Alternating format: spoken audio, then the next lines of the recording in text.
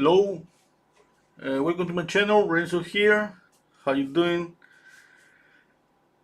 Let's paint a new portrait. Just 1 second. Okay, I'm gonna mention the colors.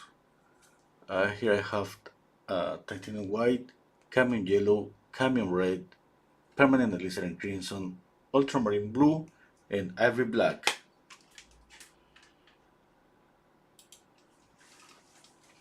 Okay, let's see. I hope everybody's doing okay. Let's see. I'm gonna pick up a small brush just to sketch a little bit. Okay, let me see. I'm gonna mix some black and red. Just a little bit of paint. I'm gonna mix the colors here. I use a canvas and I use a portion of my canvas to mix the colors. I use a portion of the canvas as a palette. Okay, let's see. I can place the face, the whole head here. The profile that would be kind of around here. Let me see if that's too close, this portion. Okay.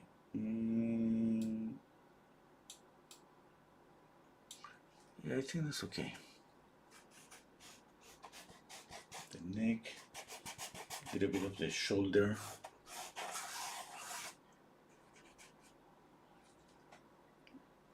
Let me see. I'm going to try to just simplify the face. For example, I can see something kind of a triangle here. Can you see that on the photograph? I always try to do that, look for simple shapes. The ear is around here. I have this, and then I'm gonna measure, okay? From the brow, it's around here to the nose, that is around here, is the same distance to the bottom of the chin. Usually, okay? It could be more, it could be less. Yeah, just like that. Hello, Ruby. Hello, Eric. Yeah, I'm early today. Is Paint Party still there any week? Yeah. I'm planning to do that, yes. Hello, Anna. Oh, thank you, Ruby. Ruby or Ruby? Sorry if I just not pronouncing okay then your name. Okay, let's see this. What I love about this photograph is the contrast, how the light is concentrated here, and the shadow is kind of transparent.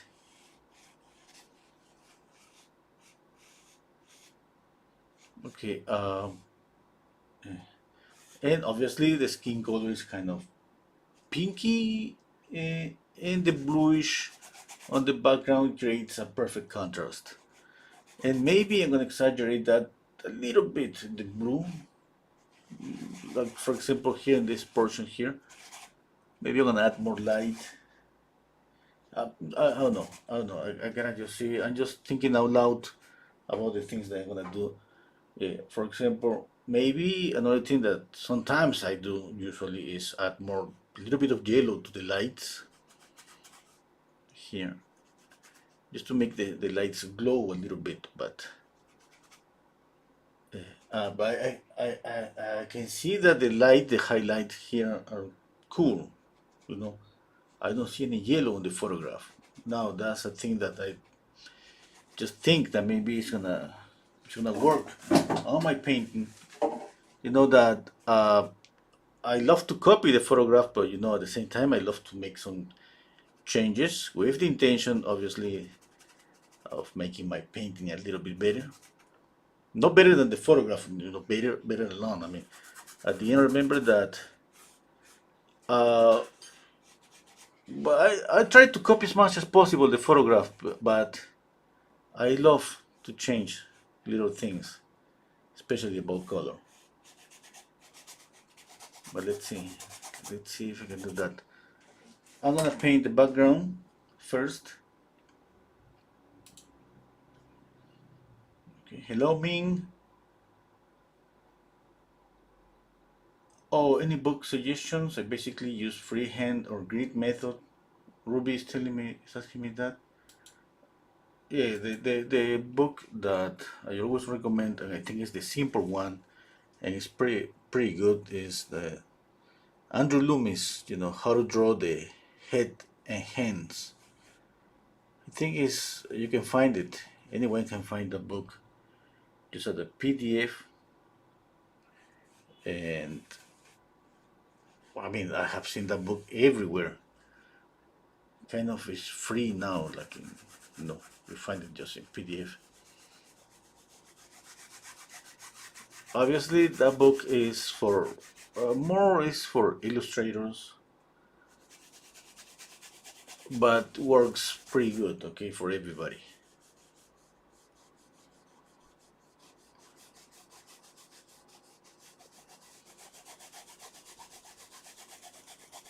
Let's see. Okay, I'm trying to see to draw this, and thinking. So we mentioned on a simple, just geometric shape.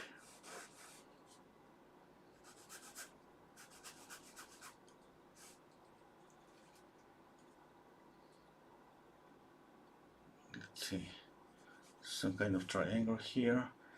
This portion of the hairline here is kind of aligned with the top of the ear. Yeah, and the bottom of the ear is kind of aligned with the eye. Yeah, pretty close.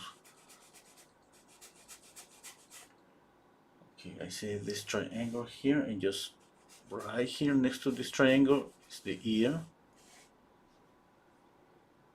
Hmm? Yeah.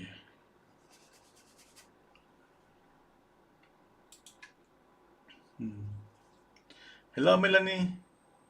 Andrew Loomis. Yeah, yeah, right.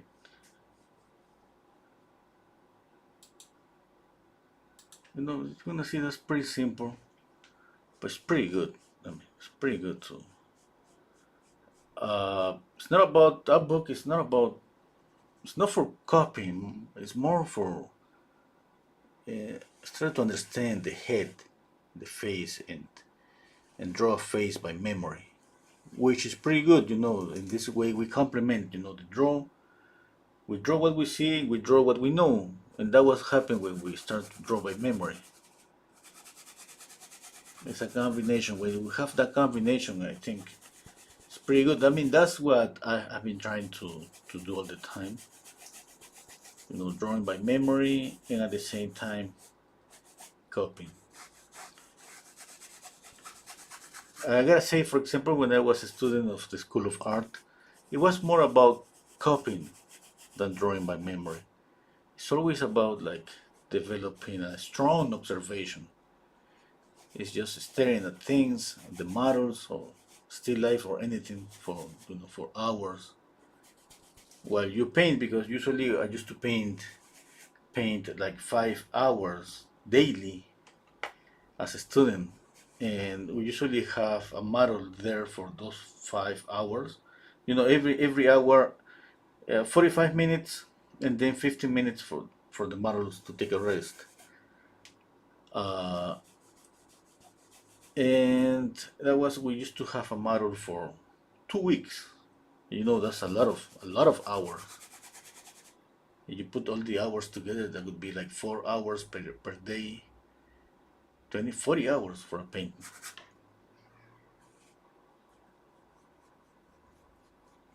And that's a lot. Yeah, and sometimes, just 1 second. Sometimes we measure, we measure a lot. Sometimes it was just about observation.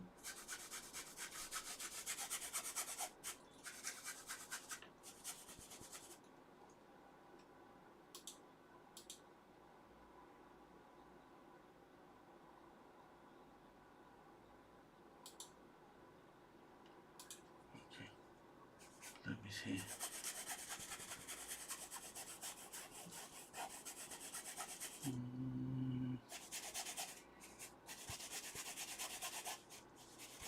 At the beginning, remember, I don't use too much paint. And I use sometimes a little bit of linseed oil to spread out the paint. Okay. Now I'm gonna just prepare one color for the whole shadow area. Obviously we see more values, but just what I need now just was one flat, simple value for the shadow.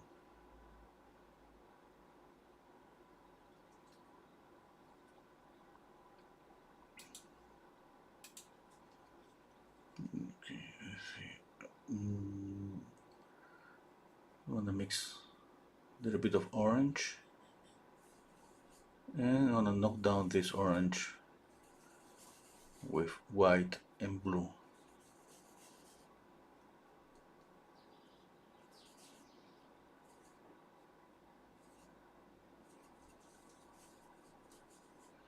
This ultramarine blue is pretty thick. You know, I took it from another painting.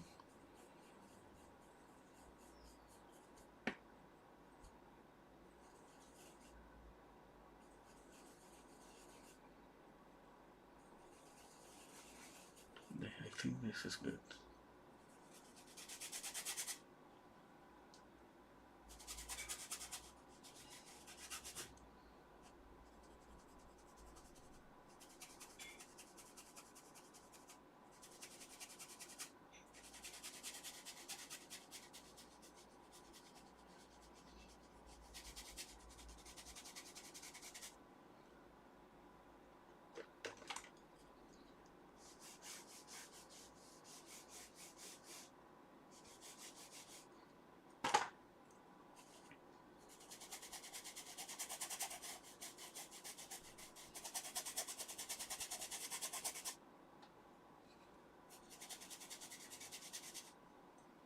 Okay, let me see.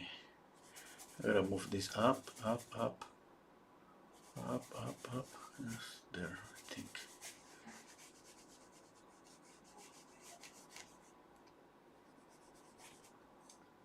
Yep.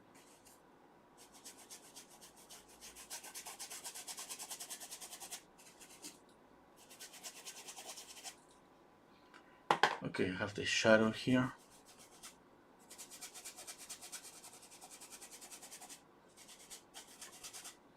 Now let's paint a little bit of the light. I mean, you could be very precise about painting this. I mean, if you wanna keep a kind of pretty sharp edge between values, that's gonna be okay. There is an option, and if somebody knows how to use Photoshop, there is an option to separate, you know, that the portrait in values, like pretty visible, defined values. I used to do that for my patron lessons because it's easier, obviously, to see the transition between the light to the shadow.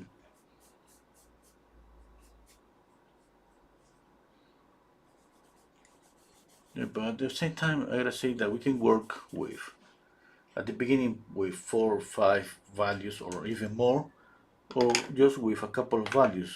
It just depends on what you want, on your own experience, and and at the same time, how simple is the photograph. In this case, a profile. Let's say that profile obviously is a little bit more simple than painting a front view.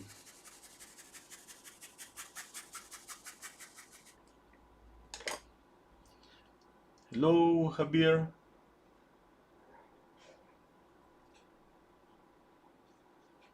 Yeah,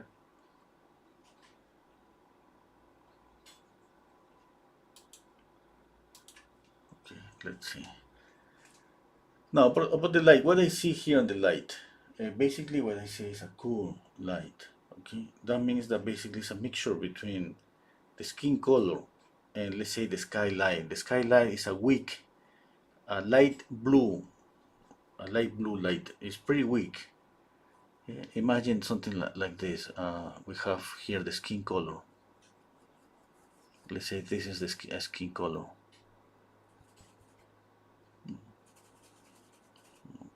this is a simple skin color.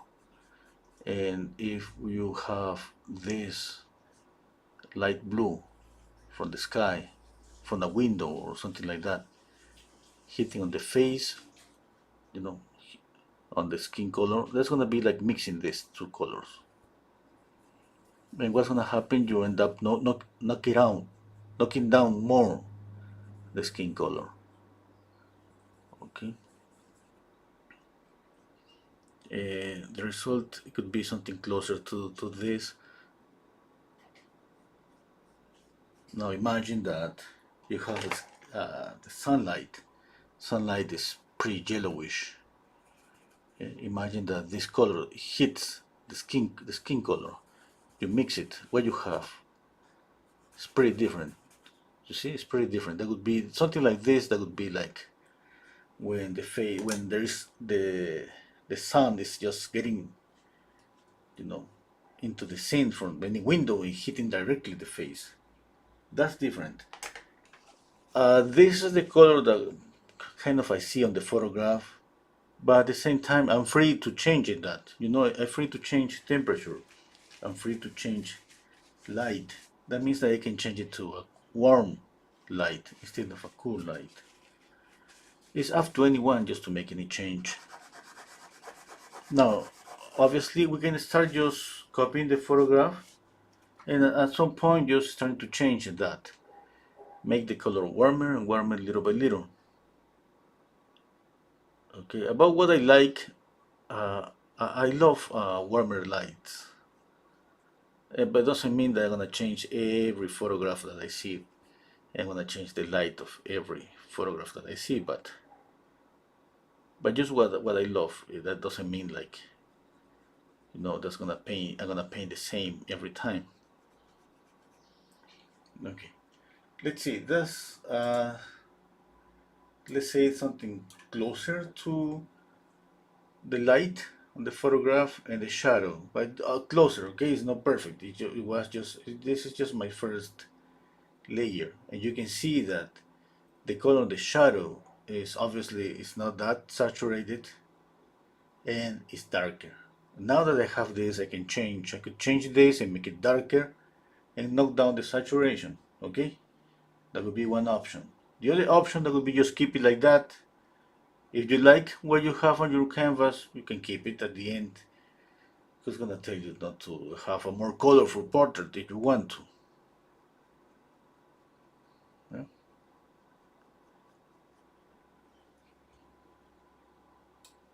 Now remember, it's up to what you want. When you want to copy a photograph exactly the same, that's a different story.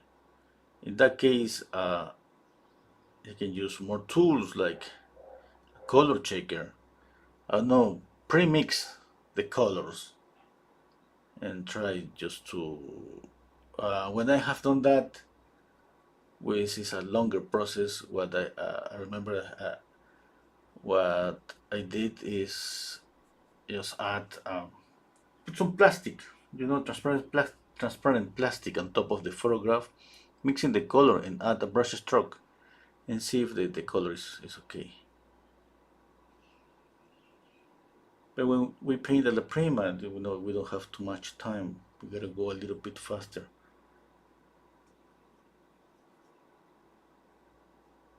Okay, let me see. What about proportions? Yeah, it looks like everything is okay. How about measurements? Yeah,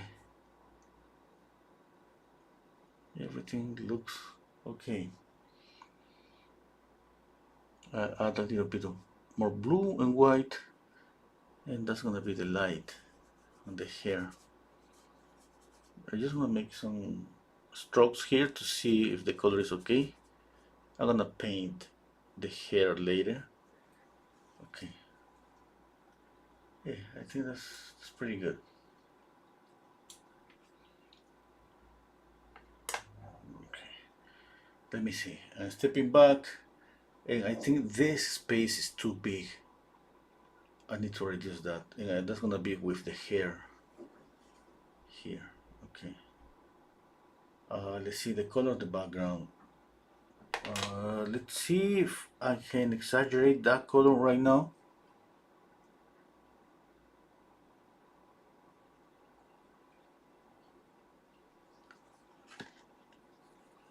Okay, I'm mixing ultramarine blue and white, and this the light on the photograph. No, this area is around here.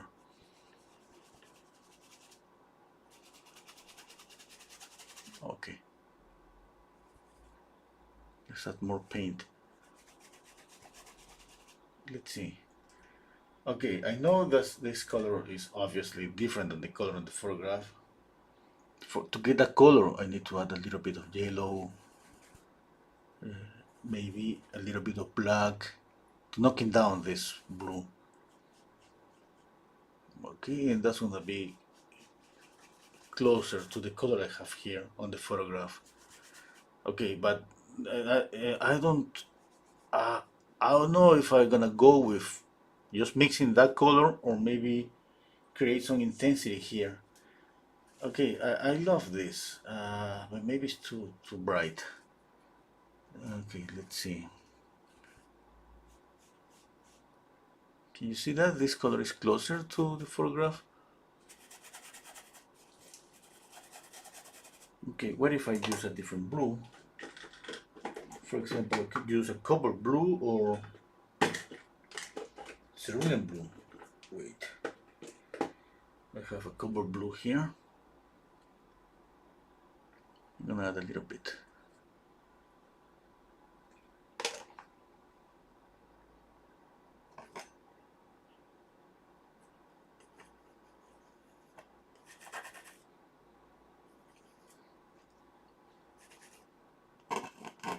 Just a little bit. Okay. Yeah. Okay, I love this. Yeah. But let's see, I first the face and then the rest. If this glows too much, and I'm gonna knock it down. But right now I like it. But at the same time, I'm thinking that it glows too much. But let's see. I need to work more here. And a face is pretty strong. It's gonna call the attention all the time.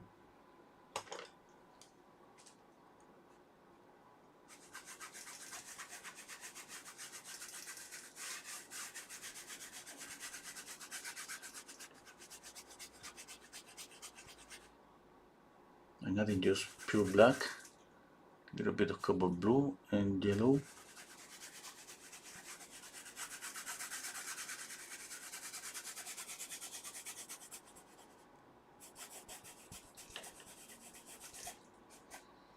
Okay.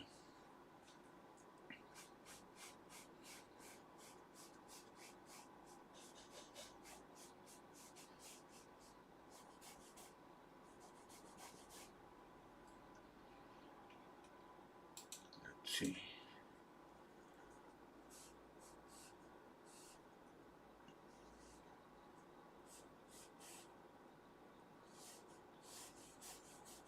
Moving a little bit of the hair. Okay. Now what else I can do? Okay, let's see. I have this cool light, which I can make it even cooler. Let's see. If, a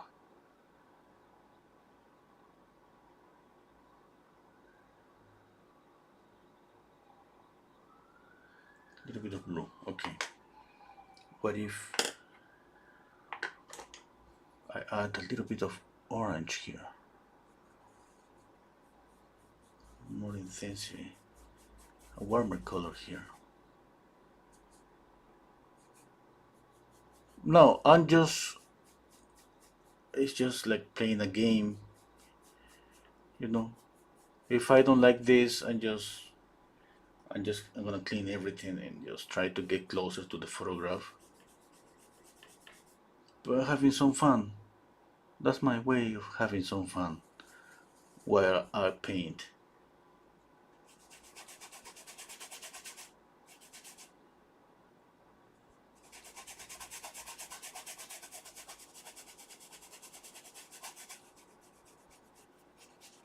Okay.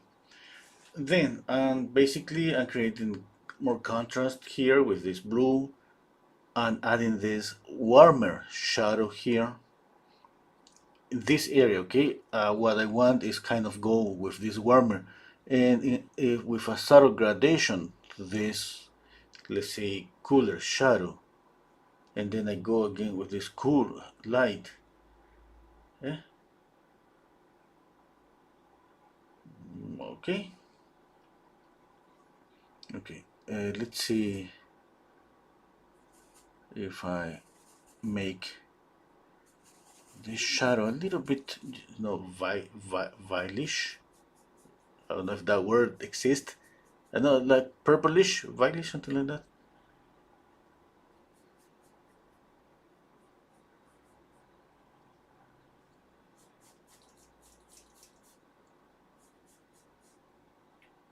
Yeah.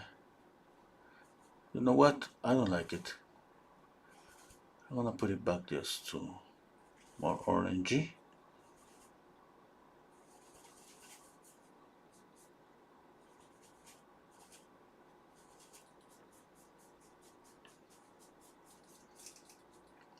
Okay.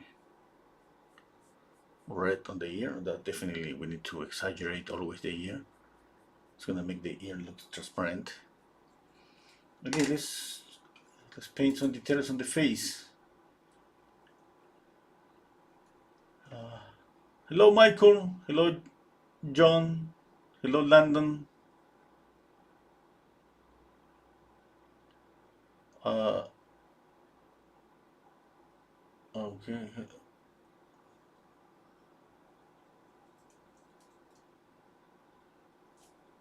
Oh, thank you so much, Ruby.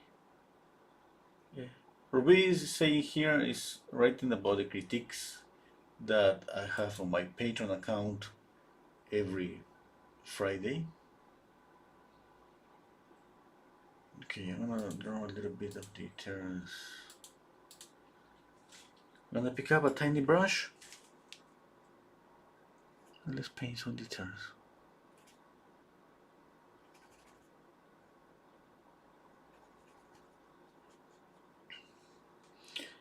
Okay, let me zoom in the photograph here. Okay, let's see the shape of the eyebrow. It looks like one line like this and then like this. No, it's more tilted, more, a little bit more tilted. Like that. The eye looks like a triangle. Yep.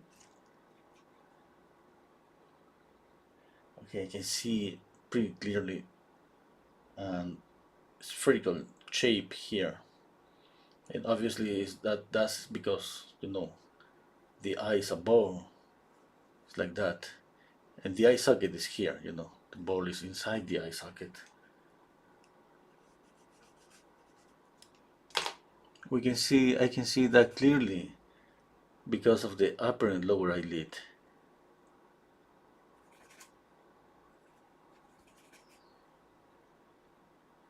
Okay, let's see the triangular shape of the eye.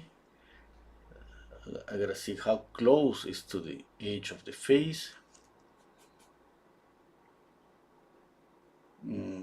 The lower eyelid, it looks like a triangular shape. Yep, yeah. Okay, now let's see the nose. I'm squinting down my eyes right now. I see again some kind of triangular shape here. The nostril and the cast shadow from the nose. See the mouth again. I see what I see here is a triangle again, like that.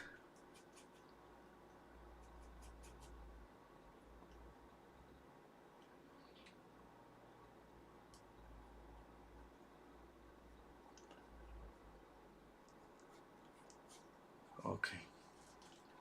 Now let me see if I gotta move the eye a little bit lower, a little bit up. Okay, looks like everything is okay. here.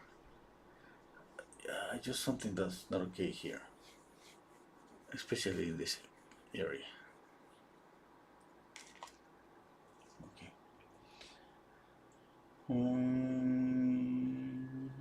At the same time, maybe I'm gonna reduce this. Yeah, I think let's see. Okay, let's see. Okay, I'm gonna draw it again. I'm gonna draw this portion again. Let's see. Okay, measure. I think it's gonna be okay here. Curve, and it goes like that. Yeah, okay. I gotta step back, squint down my eyes. No, now I'm thinking that maybe this is too short. I'm gonna keep it just like that. If I keep, moving and moving, sometimes I lay down a brush stroke and I doubt, like everybody, like, and say, hey, I think it's not okay. But I have to just leave it there and, and continue painting. And then sometimes after a few minutes, I realize that that's okay. And sometimes I realize that I have to move it, that it wasn't okay. I have to continue just working on the rest of the face, on the whole face.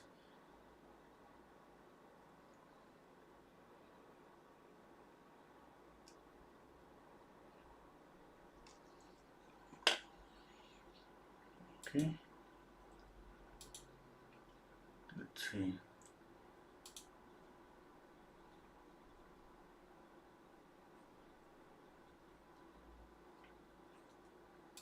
Mm, mm, mm, mm. Hello, Sinet.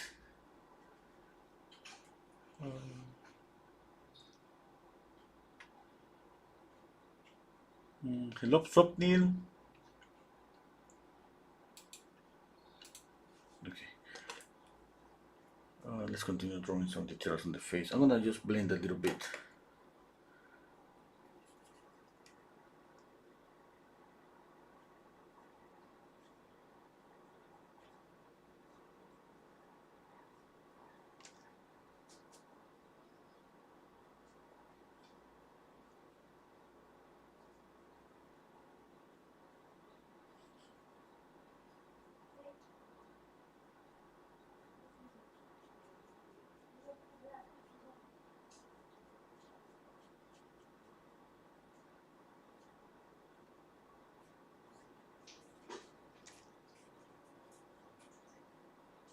But using a tiny brush, just like this, it's the same brush, number 00, but you can see the hair, new and old brush.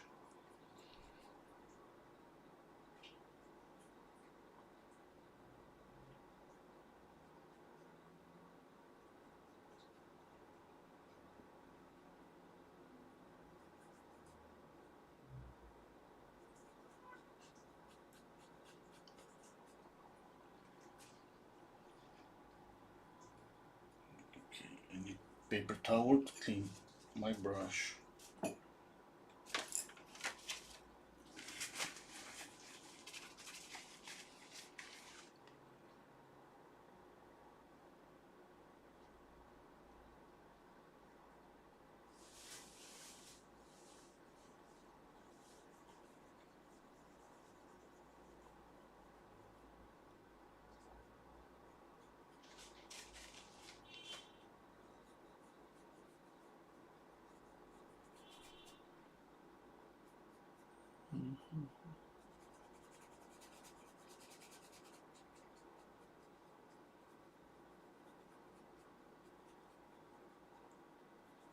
Do you have any question about the colors that I use, materials, or anything?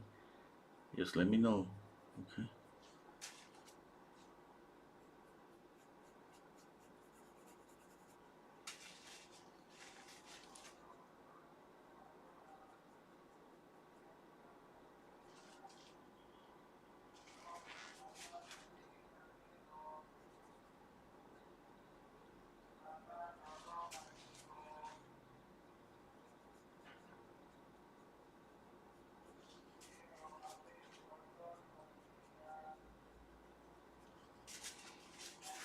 I'm blending everywhere.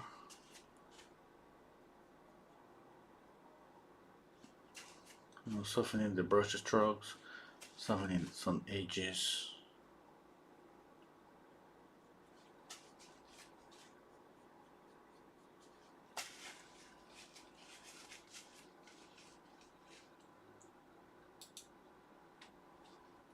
Okay. Hello, PS asking me, is this wet on wet? Yeah, it's Alla Prima, wet on wet. Hello, Ken Koi Art. Hello. This is oil paint. Yeah. Hello, Patrick. Yeah, Patrick's asking me about brushes. It depends what you want, but for example, for me, synthetic brushes works pretty good. Yeah, even when I've been painting like with thicker paint. Yeah, if at some point I wanna just go like with a lot of paint, then I use razor brushes. But synthetic brushes are pretty good. I have this. You can see the brand here, B Anjo. There is a link on the description box of all of my videos that is a link to Amazon, and you can see I couldn't find, sorry, the same brushes that I'm using right now, but I found a set of brushes that I have used in the past. It looks the same. It just 99% the same as these ones. And you're gonna see that set of 12 brushes is like, yeah, I don't remember the price. I put the link a long time ago. Maybe, but it was like $20, not that much. $20 for 12 brushes. It's pretty good, yeah. And but okay, this is the thing. They're not gonna last for a long time. If you paint daily, maybe in a month, maybe in 2 months, you're gonna see the brushes just like this. Which for me is perfect, because when the brush is like this, that's the kind of brush that I use for blending. For me, that brush is perfect for blending. Obviously, for blending is not the only option. You can use. I'm pretty sure there are brushes specially made for blending. But for me, those brushes works pretty good. Okay, I was thinking about uh, the light contrast. I think that the drawing is okay. Yeah. I gotta change this color a little bit. I gotta decide if I go with this warmer orange here. If I change, I can change the light on the shoulder too. Like a different light hits her shoulder, a different light hits her face. But I don't know if that's gonna maybe bring me some problems, like problems with color. Let's continue just painting. A lot of times, just think out loud, and you know, I think about the colors that I'm using. I think about contrast. I think about obviously the drawing, likeness. In this case, the likeness is not that important. It's a profile view. When I draw or I paint an actor, an actress, that's different. Yeah, yeah. In this case, basically, I enjoy capturing the light, the effect of light. I enjoy sometimes changing color, changing temperature. When I try to get the likeness, obviously I spend more time drawing, more time comparing, and less time maybe thinking about color. Obviously, because the likeness is pretty important. You just can take all your time.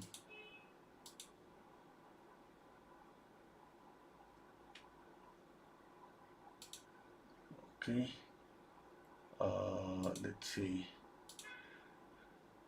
Uh, have you tried Master Brush Cleaner? Is it worth buying? Uh, PS is saying painting. My painting showed dulled always. Yeah, sometimes. sometimes that happens. It's about mixing. Is about control. Mixing is about maybe. Okay, one suggestion. I use black. I use black all the time. I love to use black. I love it to knock down. But it depends on the level of each person. When I started to paint, one of the things that I remember my teacher told me, speaking about 30 years ago, is like, okay, no black for you. And he took the palette, the black from my palette, and he took the tube from me. And then he was, hey, you're not gonna use black. Why? Because you're using black for everything. That's okay to use black, to knock down some colors, to darken up some colors that maybe it's gonna be just impossible to darken them up more with any other color. But I was using black for everything, and that's not okay. And I was using white just too much white and too much black. And I practiced like I think I painted for a month without black with a little bit of white until I get used to darken up with all other colors. And then my teacher told me, hey, now you're okay, you can use black now. But usually in the School of Art, nobody's gonna tell you like, don't use this color. I mean, no one. Just at the beginning, just because we need to control, the mixtures. We need to get used to even the texture, even how the paint got mixed, not just on the palette, on the canvas. Because one thing is what's happening here. Here, sometimes we don't have any problem. This color is separated from this. We mix it, and then when we put it here, more mixtures are happening here. And that's the ones that we have in problems. Here is when we're starting to get this muddy, and the color looks okay here. It's just, we need control. We need to know what's happening. One way to try is, for example, you pick up this that I'm using for this color. And let's mix it with this. And you see what you got? Now, if you mix this color with this color, well, you're going to have an idea what you're going to get. What's that? A muddy color? Yeah, maybe. It could be. It depends where you put the color. Okay? For example, here, I'm mixing this dark, and this color is a little bit lighter. And it's getting mixed. I'm touching that color. I'm moving that color. It's gonna get mixed. And here it's gonna, maybe this darker color is gonna affect this color here.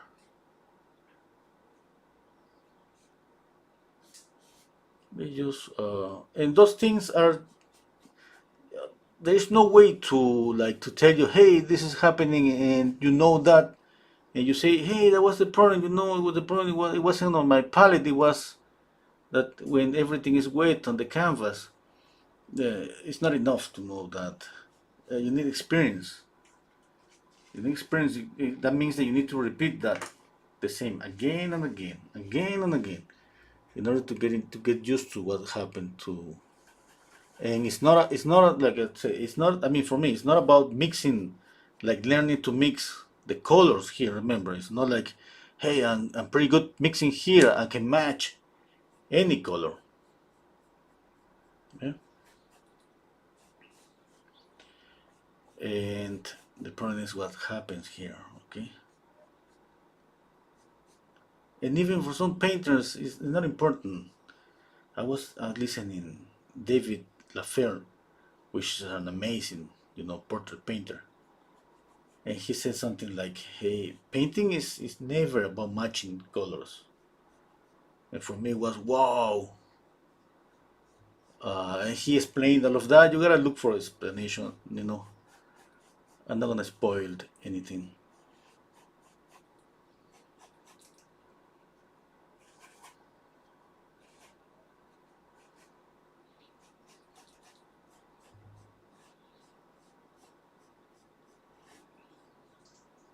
Okay. Let's see. I'm adding a little bit of brown here.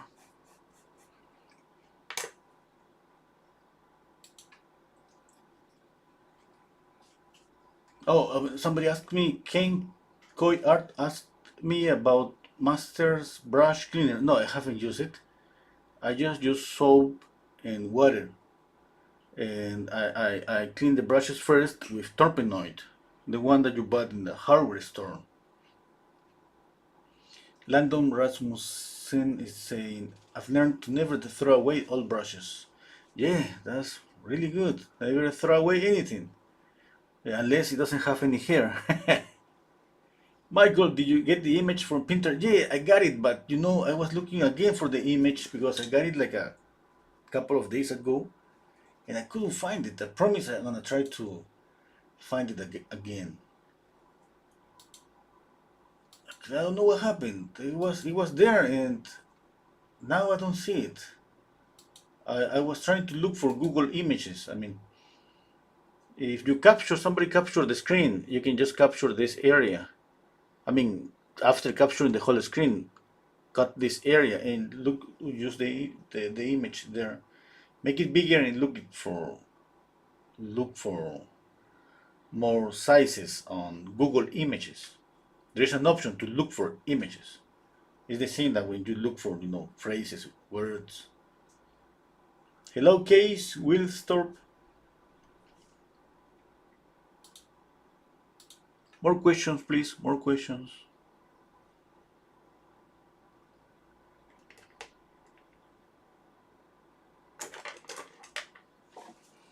Okay.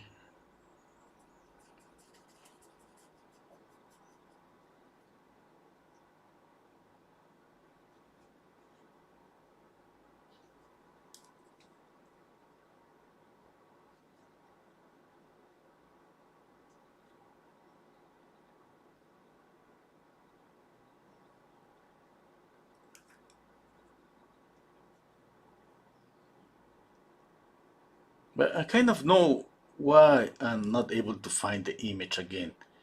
Because the image was bigger. It was tilted different. And I cut the image and I move it. I tilted different. It was like she was more tilted, like almost I don't know, like kissing the floor. Let's say, more tilted like that. Then I move it and I change obviously the original photograph. And now that I'm trying to look for with this photograph, I couldn't find any match in Google Images.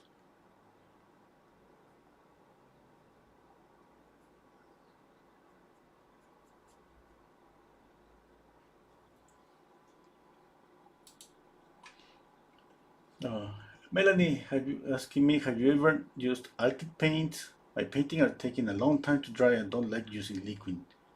No, I haven't. I use alkyd, but I have seen some painters using alkyd. I have seen Yupari. I think everybody knows Yupari. Yeah? I think I have seen some of his videos that he started to use alkyd, and for what I remember, he was pretty happy about the result. For me, I love, I paint with acrylics too, and what I love about acrylics is that it dries faster. What I love about oil paints is that it dries pretty slow.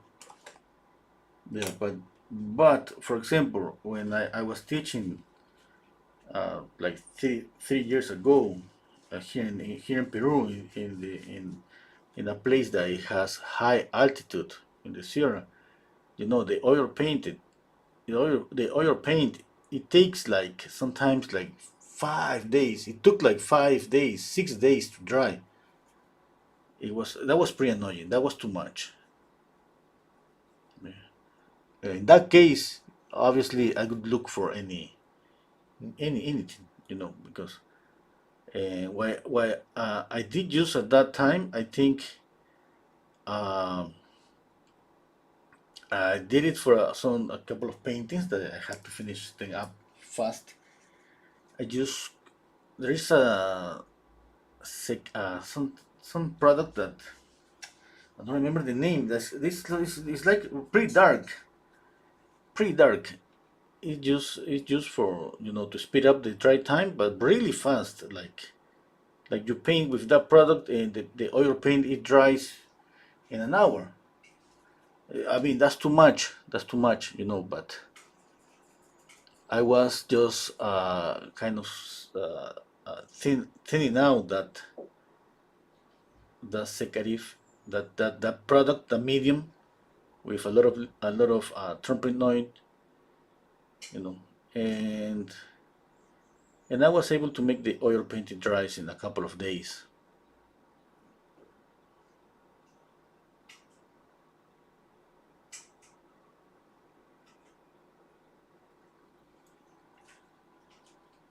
Okay.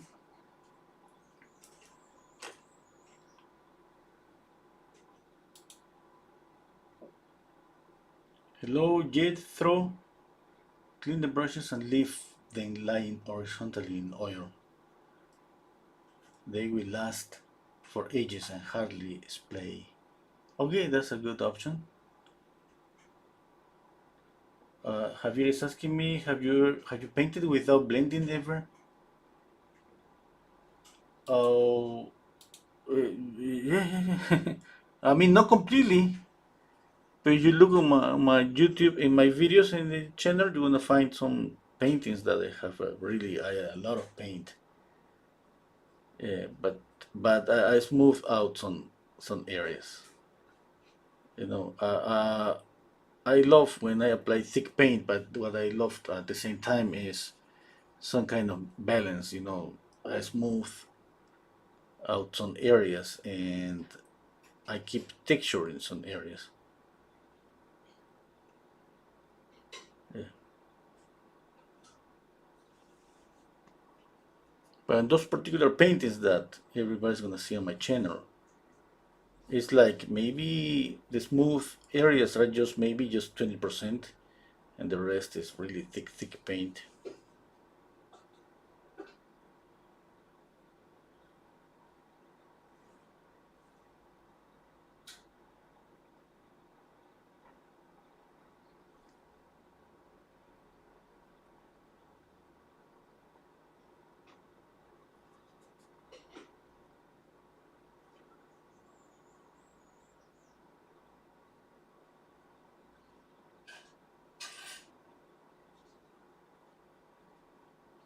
Oh, let's see more questions.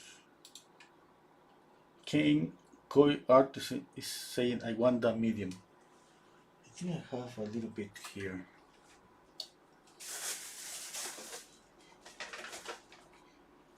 Oh, I don't have it. Yeah, I mean, I know I have it, but then right now it's not like it's just pretty close to me. I don't see it. Okay. Yeah, sorry. Hello, Ludmila, thank you. Melanie said, mine take between 5 to 10 days to dry. Oh my god, that's too much. Yeah, I think, yeah, for you, Melanie, I think these alkyd paints are gonna work perfect. Yeah.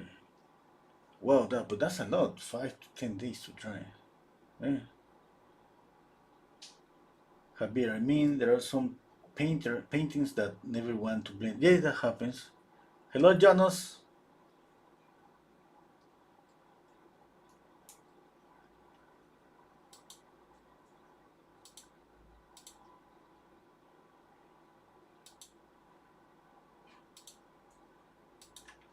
Okay, let's continue.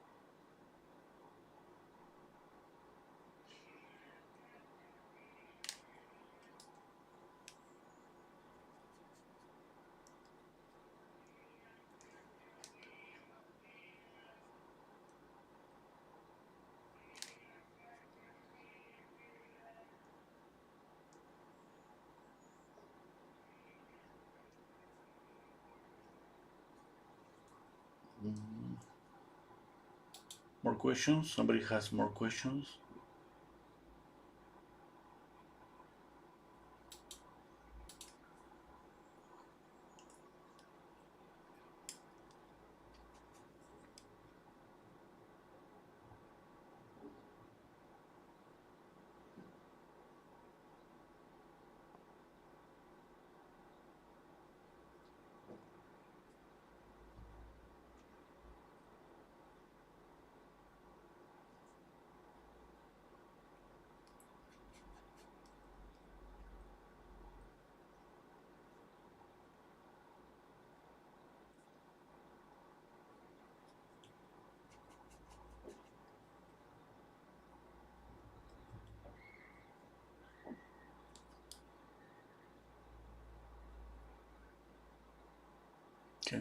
I need to put more paint here. Remember, there is always some more reddish areas on the face, like the nose, the upper and lower eyelid, and the cheek, the chin. Oh, sorry.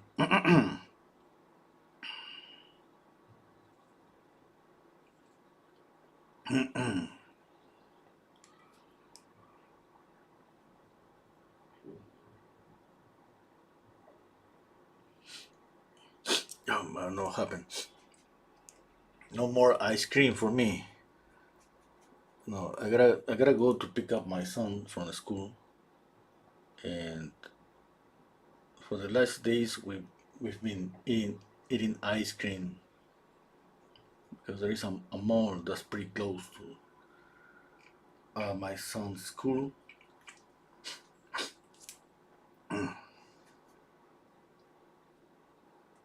Yeah, no more ice cream.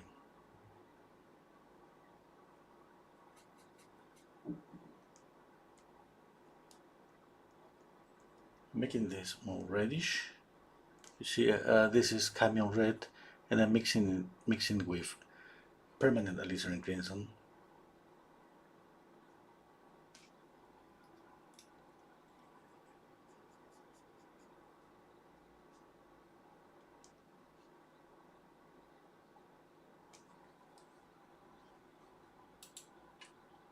Okay. Uh,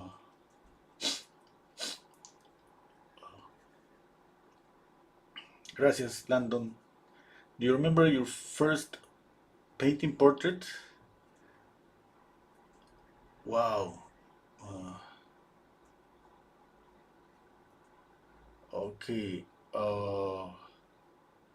Wow, that's testing my memory. Yeah. I remember I painted a copy of. I don't remember exactly the name, but it was a Rembrandt's painting.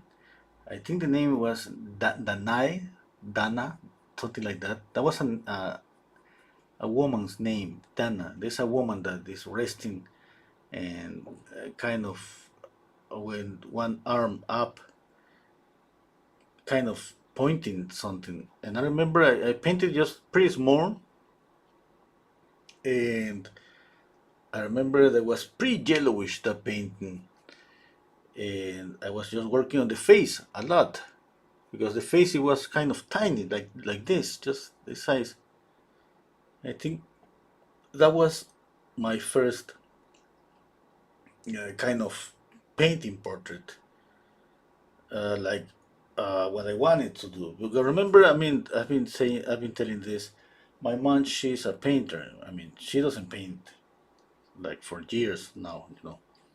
She's old, but she has painted portraits her whole life. And when I was a teenager, she that's kind of common. Here is like, hey, that you gotta help as a teenager. Let's say in the family business. It wasn't a family business. It was just my mom painting portraits. But she was, hey, you gotta help. Hey, he just handed me a portrait, and she was like, hey, paint. And I was like, what?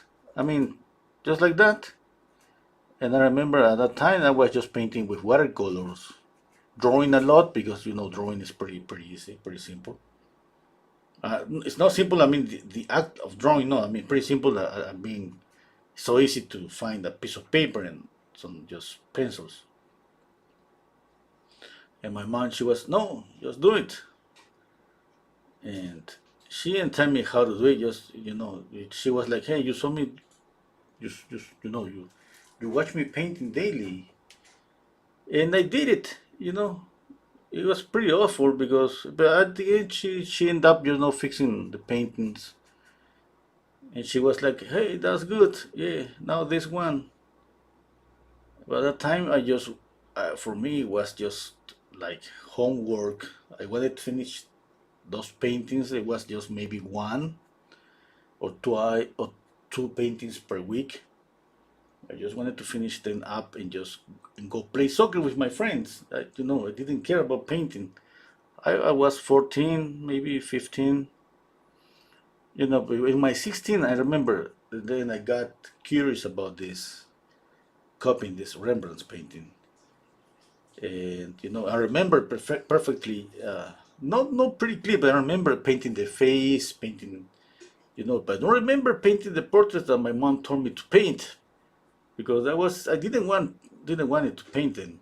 Well, that was like kind of, you know, work. But this little copy was a pleasure to try to get it. And I was pretty proud for what I get from that painting. Then when I saw the painting like 5 years later, I was impressed for it wasn't good, it's just normal. You say, wow, I was impressed by because I remember my feelings at that time, like, oh my God, this is really good. I love it. I love my painting. I love this. And then after five years later, when I saw the painting, I say, wow, how is possible that I loved this painting? It's not good. Yeah,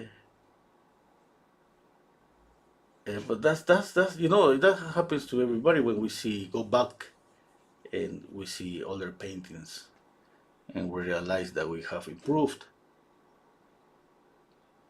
Obviously, I don't like to retouch any painting.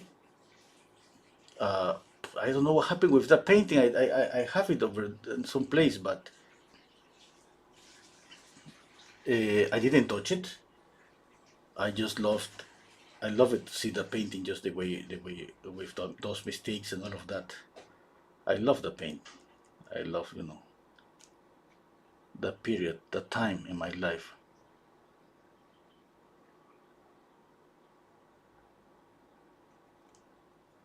Yeah. Okay, let's see more questions. Uh, Patrick's asking me, do you have a recommendation on what colors should I choose first so that I won't maybe overwhelmed on painting just choosing colors? Yeah. But for portraits, I would suggest. Hmm. Okay. It depends. I mean, it depends because maybe if you're kind of, let's say, good on mixing colors, no. If you're okay, you don't get muddy colors like so easy. You can try with the Zorn palette.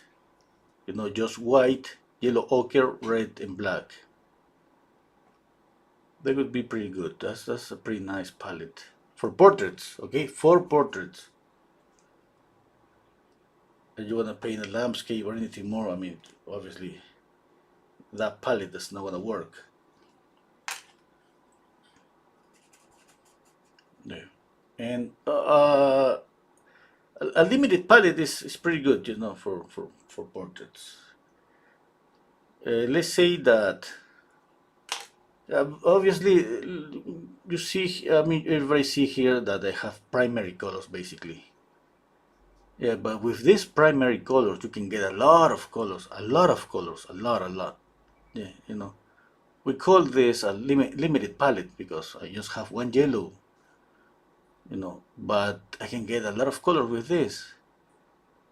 For portraits, it's not like we need that much amount of colors. That's why sometimes you wish just with the source palette is enough. And for practice, it's better to reduce, you know, as much as possible all the mixtures.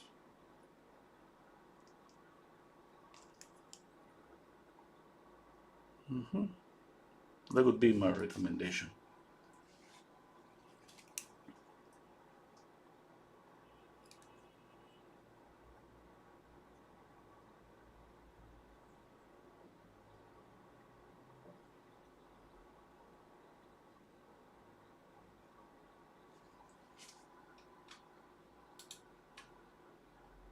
Hello.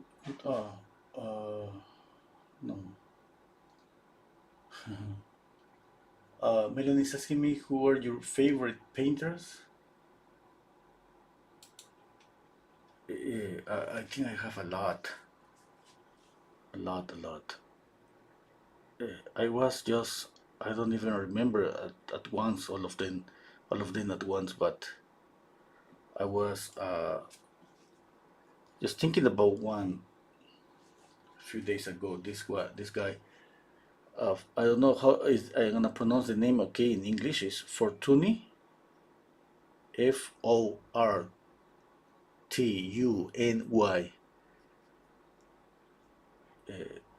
I love how it captures the light.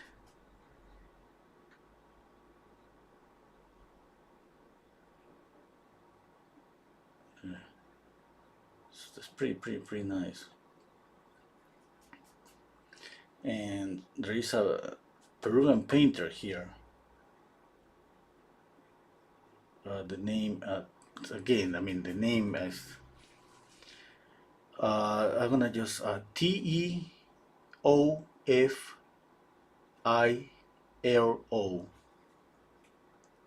and the last name is Castillo. I hope you all got the name. That's I love the color. I mean that's I love you. I just love his colors. Here in our small community here in Peru, when this painter died, that was like I think maybe more than almost 100 years ago. Maybe not that much. But I remember that some people said, "Hey, the color had died." Tried to say that he was a good colorist, and I love, I used to go to the museum, and there are more painters. Obviously, there are more painters, but I think there are more painters, and I'm not mentioning the ones that they're pretty good on anatomy and all of that, because that's I think that's a result of practice. But the thing that it takes more time. I'm speaking about my own experience. Is color. Color harmony is one of the things that I could say that it takes years to control. Okay, I'm gonna mix more paint for the shadow on the face.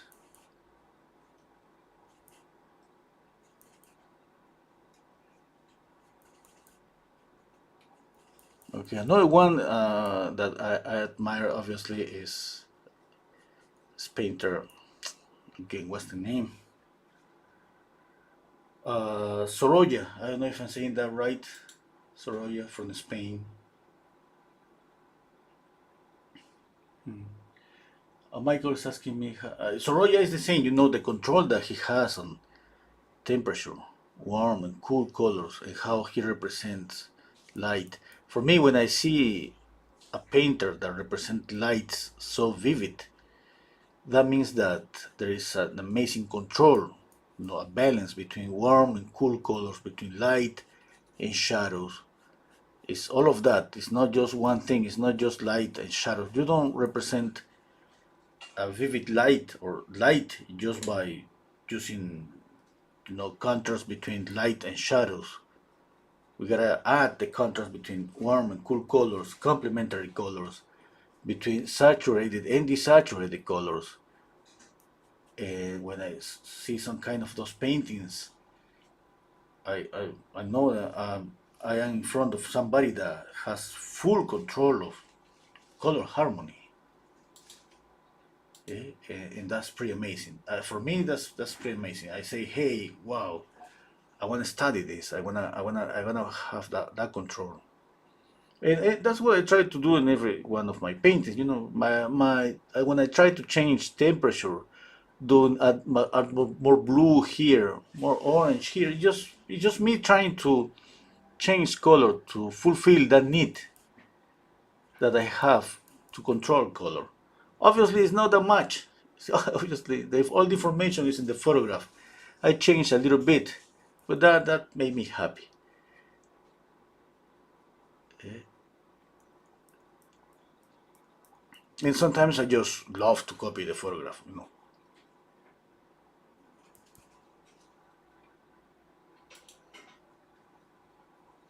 I'm adding more paint to the shadow.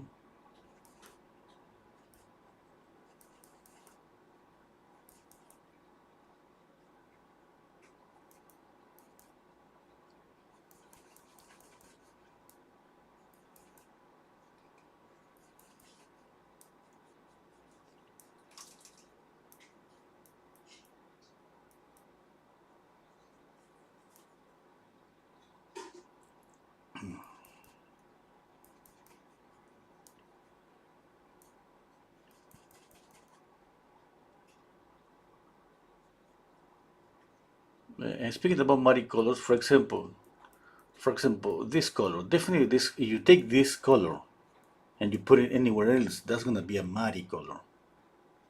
Definitely, that's gonna be a muddy color, but it works here on the shadow. It's just like this. There are more and more colors that it just where you put those colors. Sometimes the colors don't belong some area. Maybe the difference between value or temperature. You gotta just try to see why a color is not working some area and why a color is working in another area.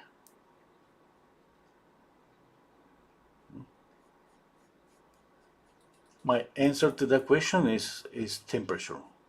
One, I mean, there's not just like a full answer, like just one answer.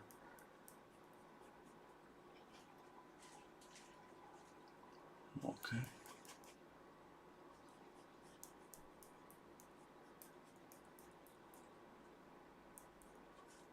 okay.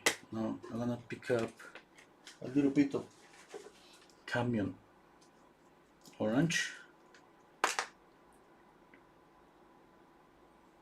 Let's see. Wow, that was too much.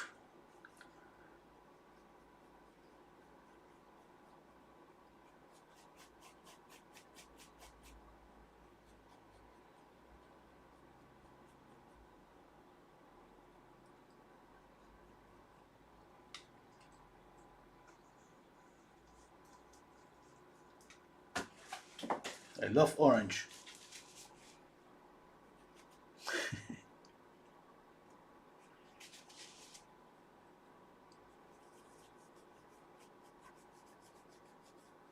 I gotta go to pick up my son. I'm not gonna be able to finish up this paint as miscalculated time. Sorry, I just have maybe just 10 minutes. No, 20 minutes. They're not gonna be able to finish up a painting in 20 minutes.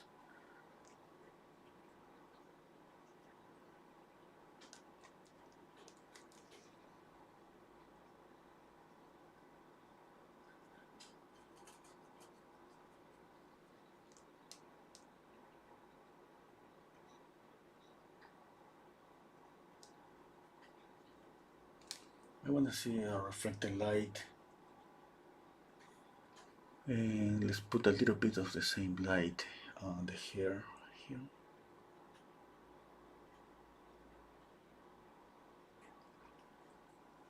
Mm,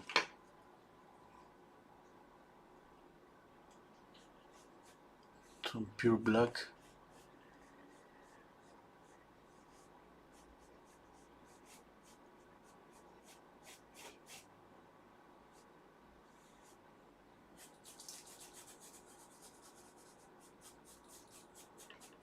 I'm gonna try to go a little bit faster, okay? Yeah, because I have promised so many times to finish up a painting on the next session, and I just got bored.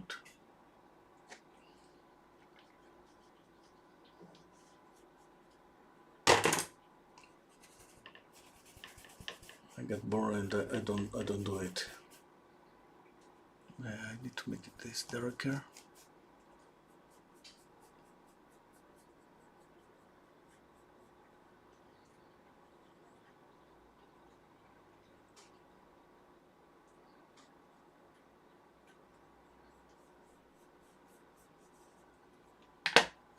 Okay, black.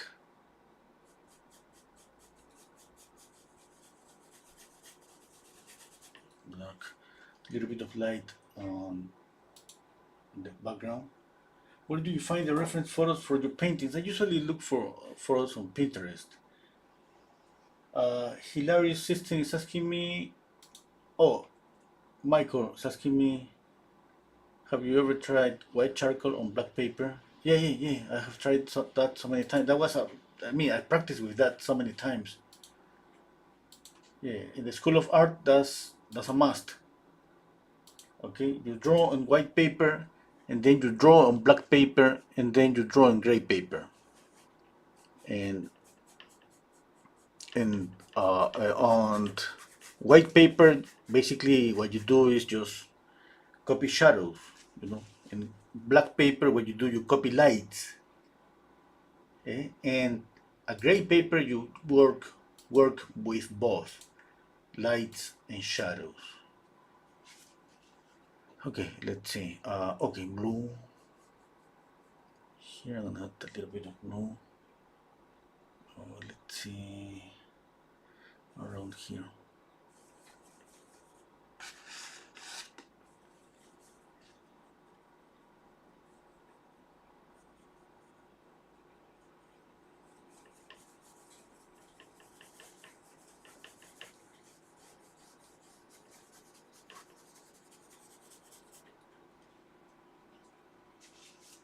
Okay, now I have a little bit of blue, a little bit of blue here too, just a little bit, okay? Just came to my mind one of my teachers when he used to tell me, like, hey, you gotta put a little bit of the background on your painting and vice versa. I mean, it's not always the case, but just I got a flashback, and I thought, hey, I need a little bit of blue here.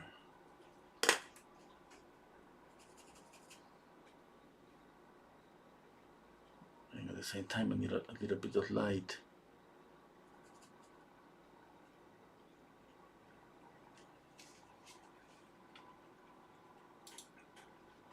Okay. Hi, Das. Hello, Das. I bought cadmium orange in the morning. Okay, that's pretty good. Yeah. Hello, Sharon. Thank you so much, Melanie, for the super chat. Yeah, Melanie. Fortuny, Teofilo Castillo, Sorolla. Yeah. Oh, what you prefer? Hilarious is asking me, would you prefer lining or cotton canvas? Yeah, I have used both. It's okay for me. To be honest, I don't, I notice the difference when a canvas is not okay, because obviously you start painting and you start sinking the oil from the paint, and I mean that's pretty awful. That's the worst thing. It's almost pretty difficult to paint. But if the canvas is okay, I don't care. I mean, I just paint. I don't even notice. I just paint.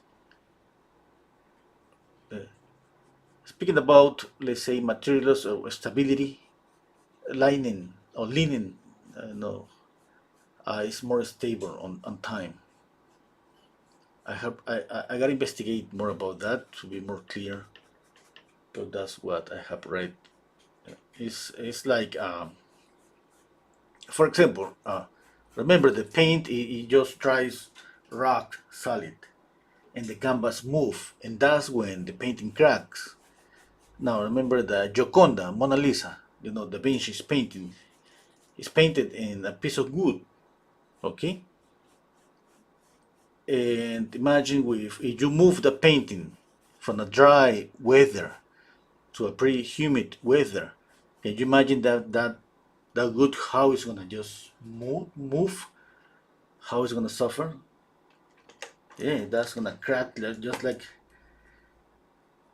it's the movement, okay? And then there are some materials that has more stability about that, and obviously we should care more about that, yeah? And be aware that that's gonna happen. Okay? Oil paint it dries. Remember, rock solid is not something that is flexible. When the oil paint dries, it's not flexible.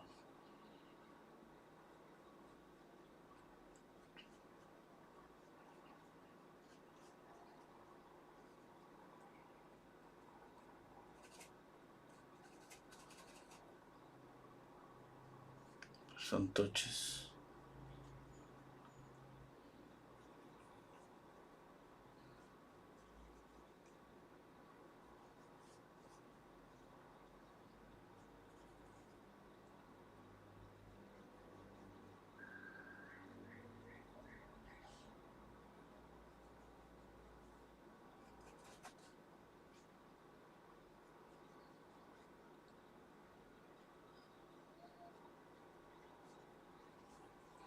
Okay, okay.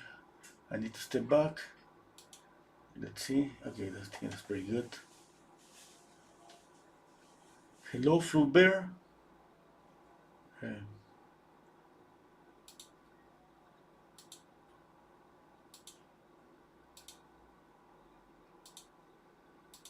Okay, okay. What is?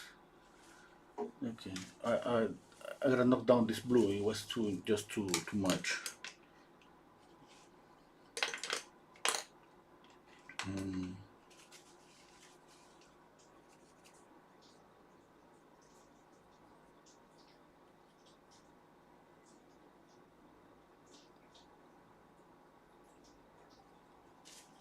okay. Look at the colors on the ear.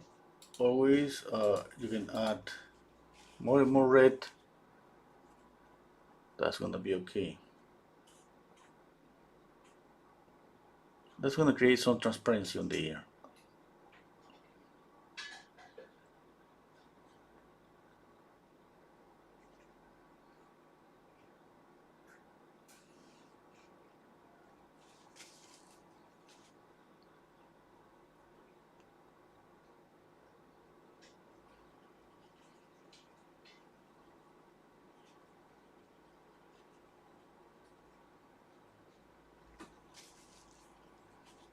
Mm,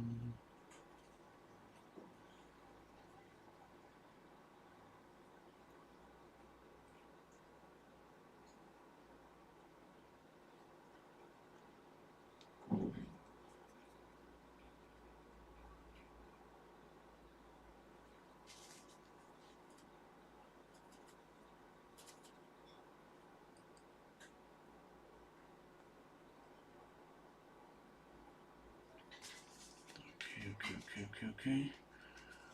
I'm gonna add a highlight. I just have 10 minutes. What if I add some lights to the eyelashes? Okay, what about highlights? Oops. This is chrome green. I'm gonna use a little bit with white.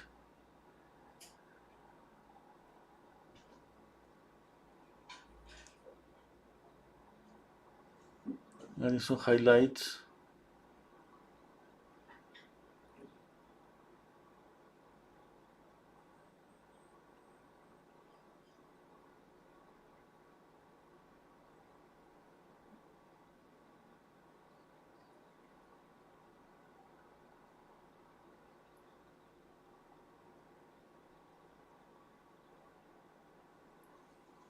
Okay, let me step back. Yeah, I like it. Yeah, what about the color here? I need to, yeah, I'm gonna knock it down, all of this, just like that.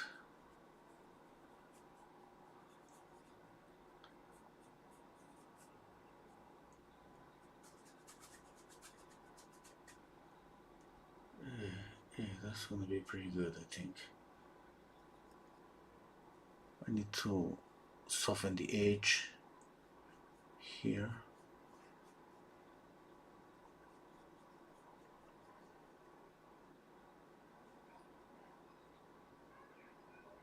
A little bit of pink.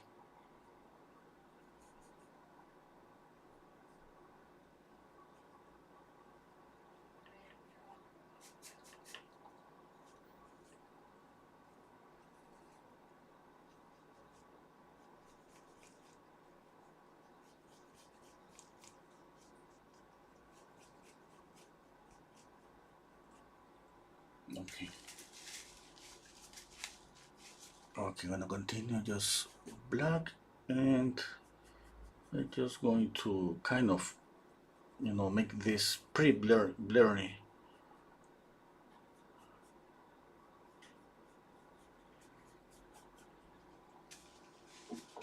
Yeah, to add just some movement. I'm gonna keep the brush strokes here a little bit like this. Just, well, I didn't want that color. Sorry, I'm going a little bit, just trying to go faster.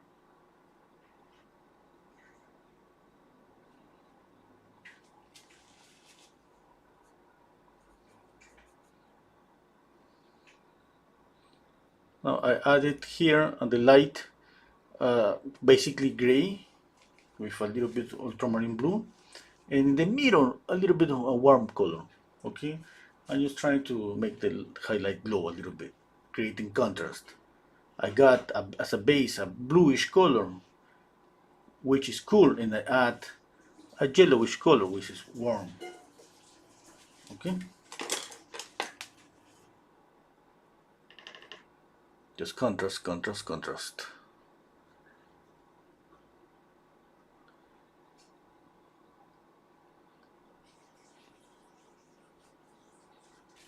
Yeah, I love this. Okay, I need to do more.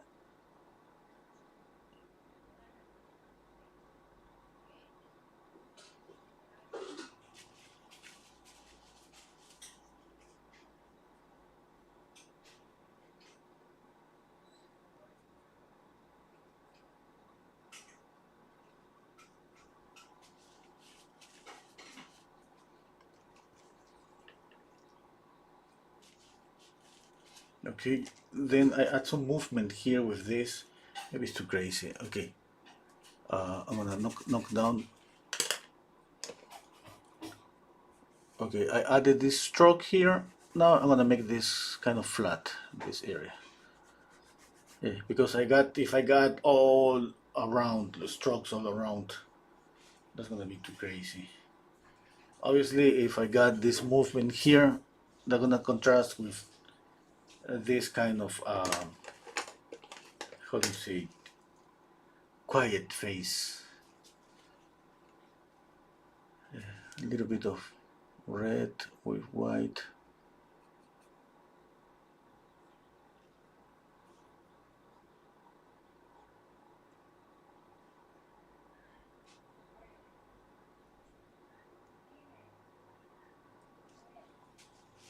Those are just some touches of color to add some transparency there.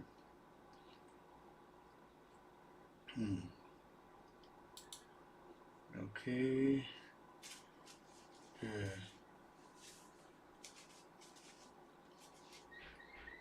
Okay, let's see. Okay, I'm gonna add just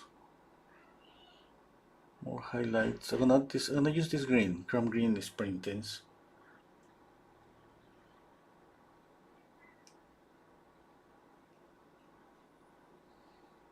Just to create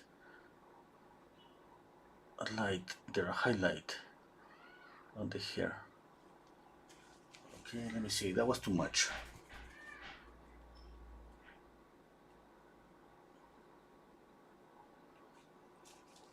Okay, that's okay.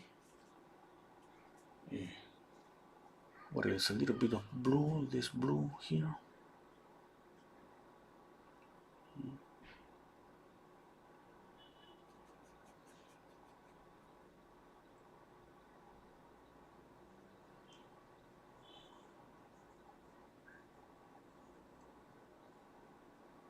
This I have kind of bluish here and orangey here. Maybe that's orange is not okay, but maybe it's too intense. Let's see if I knock it down a little bit. Yeah, okay, a little bit, just a little bit. I don't want to get rid of this orange. I love it. I just want to kind of feel that it's you know it's coming from here. It's getting this light a little bit here, and that's it. Okay.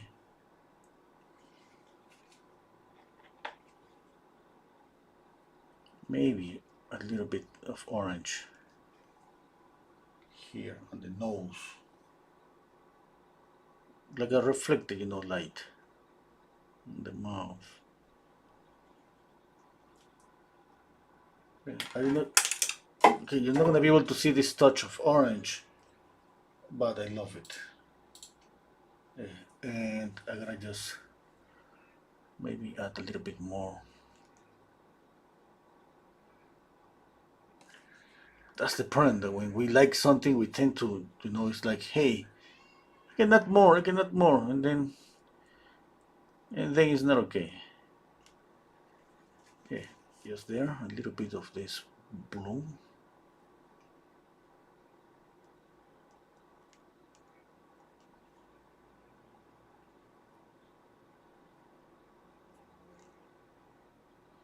Okay, and adding some color and trying to keeping the same value and adding some contrast. Okay, contrast. Remember, it's not just between black and white. Contrast is between warm and cool colors, complementary colors, saturated and desaturated colors.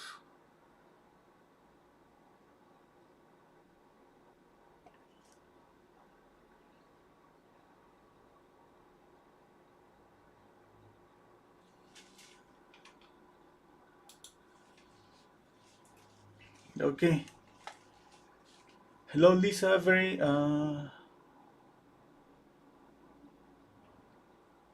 Okay.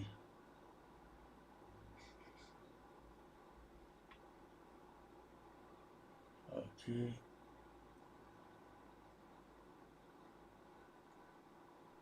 Oh, Melanie saying. Oh, of course, Melanie. Thank you so much. Yeah, yeah, of course. Thank you so much for buying this painting. Yeah. Yeah.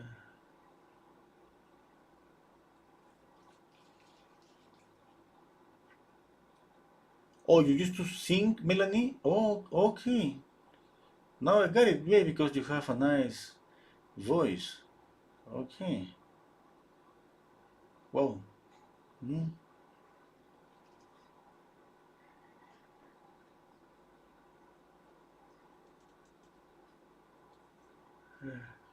Bye, Javier. Uh,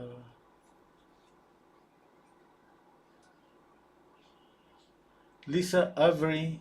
Oh, thank you so much. Welcome to my channel, Lisa Avery. Okay.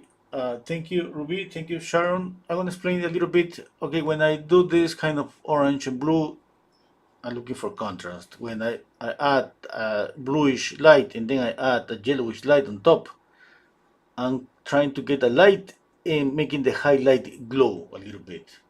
Okay, we just are using that kind of contrast. When I add red here and here, what I'm trying to create is some transparency on the shadows. That's why I have here alizarin crimson and camel red, and my shadows on the mouth, on the nose, It's not that dark. It's just as dark as the lizard crimson.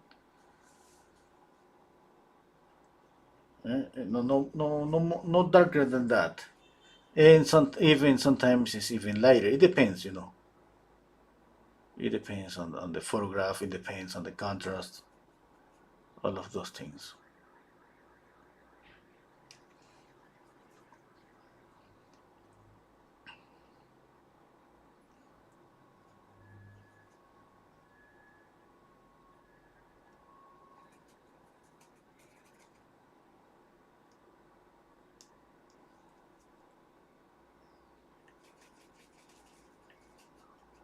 Okay. Sorry that I gotta run.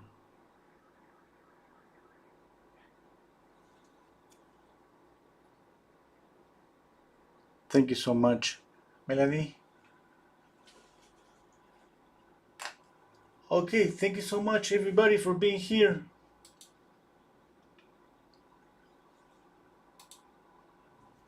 Okay, and I'll see you next time. For the people that speak Spanish here, maybe you're gonna be interested. You know, my wife is painting a live stream too on her channel right now. Here's the live stream. She's painting a beautiful tree. I just leaving the link here. Okay, thank you so much, Melanie, for the super chat, and thank you so much for buying the painting. I use seeing is saying, but painting is not, it's not done yet. Yeah, so sorry, it's not done. I'm gonna paint it a little bit more, you know, a little bit more, but I'm not gonna show it. Just some retouches, basically drawing retouches. I'm gonna check out the drawing if the proportions are okay. And yeah, but you know, for the people that just usually watch my channel, sometimes I'm able to paint a lot, and sometimes I'm not able to finish up a paint. Yeah, today I've been painting for an hour and 40 minutes, and I'm pretty happy with the result. And usually I live stream for 2 hours and sometimes 3 hours. Obviously, you put more time, yeah, you get more point, more, you got more work done. In this case, this particular case, I'm pretty happy with what I got. You know, I'm pretty happy with the balance between having some softness here and some kind of just loose. No, it's not like a loose brush stroke, but you know, this kind of blending that I think is creates a perfect balance with this smoothness here.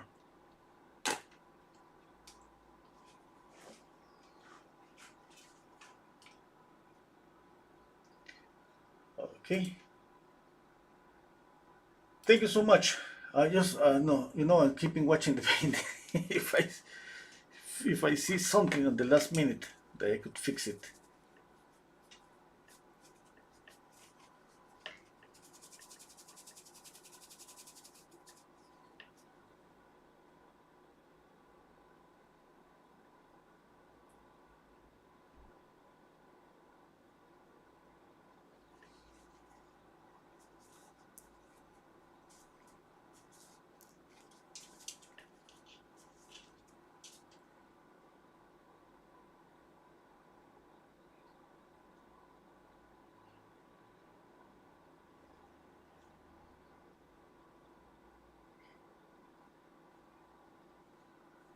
Yeah.